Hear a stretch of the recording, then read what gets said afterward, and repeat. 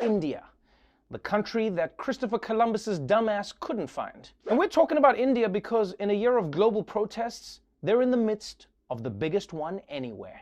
Thousands of farmers blocked highways across India today in protest of the country's new agricultural laws. The blockades are only the latest development in the face-off between agricultural workers and the government. This is one of the busiest highways leading to Delhi. It's been blocked for weeks. Tens of thousands of farmers from the northern states of India have marched to the capital city. Last November, they organized a national strike involving 250 million people.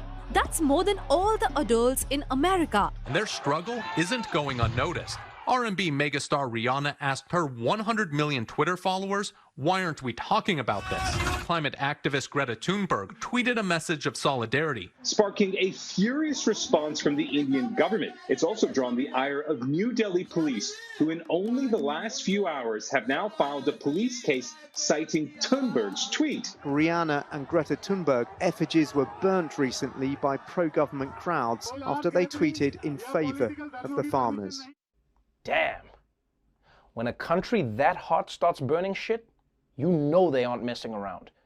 I mean, they're burning Greta Thunberg in effigy, which is really gonna piss her off. I mean, think of all the carbon emissions. By the way, there was definitely at least one guy in that crowd who already had a life-size Rihanna pillow. He was at the protest like, haha, no guys, it's an effigy, let's burn it. I definitely didn't marry this pillow. So, why exactly are India's farmers protesting? Well, let's step back and find out in another installment of If You Don't Know, Now You Know.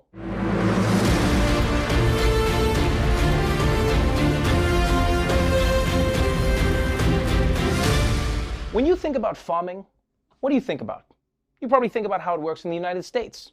Giant agribusiness companies running giant farms where they raise cows that are so jacked on steroids they look like when you milk them, protein shakes come out of their teats.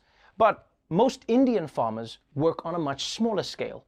And it's when the government tried to change that up that the manure hit the fan. This is all happening because Prime Minister Modi's government has passed new farming laws that will change how the agricultural industry has worked for decades. India's agriculture sector makes up nearly 15% of the country's $2.9 trillion economy and employs around half of its 1.3 billion people. The vast majority of India's farmers own fewer than 3 acres. For decades, they've sold their produce in their home states, government-sanctioned markets called mandis, a system that guaranteed minimum prices on several key commodities. In September last year, the government passed 3 farm laws that loosen rules on how crops are produced, stored, and sold.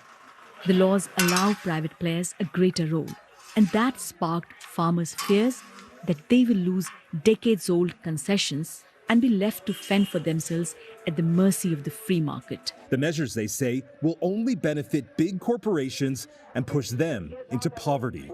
These laws will have an effect on anyone who eats. They will buy from us at very low prices, and we lose our livelihoods. Man, that sounds like a really rough situation for those farmers. And if this last year has taught us anything, it's that we cannot take farmers for granted. Nowhere in the world. We need farmers. I mean, we all saw what happened when we tried to grow our own vegetables on our kitchen windowsills. After 9 months, what did we grow? Nothing, other than resentment and hatred for our roommates. And this law is going to have widespread repercussions because farming employs 600 million people in India. That's almost twice the entire population of the United States, which, apart from everything else, is just another reminder that the Twitter trends are pretty bullshit. I mean, you'd think the entire world is talking about the Joker in the Snyder Cut, when in reality, if everyone was on Twitter, the top trending topics every day would just be wheat. So, with their livelihoods at stake, India's farmers decided to make their opposition known by blocking the roads into the capital as a form of civil disobedience. You know, it's like that Mahatma Gandhi quote I saw on the internet. Sitting in traffic sucks major ass. And that's how things stayed for a while, until a couple weeks ago when they escalated it big time. The largely peaceful campaign briefly turned violent last week when protesters drove a procession of tractors into the heart of the capital, New Delhi. Some farmers confronted police who fired back with tear gas.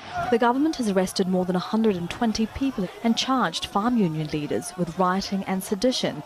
Now, the government's responding by using massive concrete barriers to box in the 3 main sit-in sites along New Delhi's highways. It's also cut off electricity, water, and the internet. Delhi police have deployed 50,000 police and paramilitary personnel in and around the capital.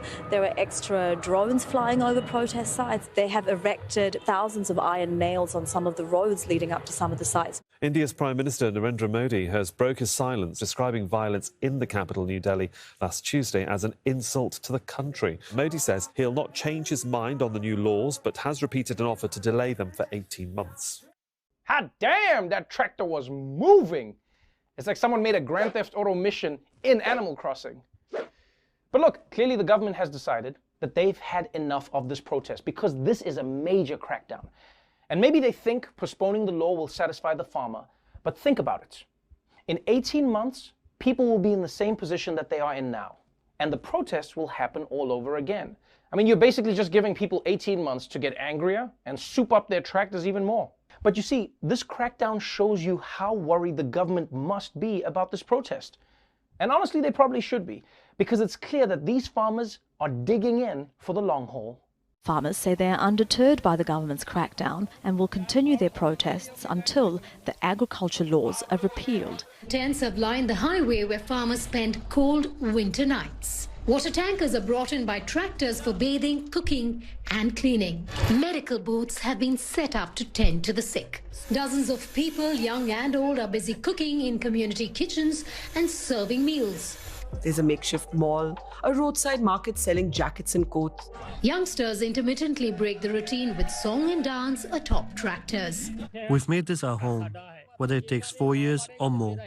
We're here to stay. Now you see there, that's some determination right there. That dude is ready to protest for 4 years, which doesn't surprise me, because nobody on earth is more patient than a farmer. Farmers are the same people who will wait 5 months to grow an eggplant. An eggplant! I'm not even patient enough to find it in the emojis. Sometimes I'll just send like a cucumber or something.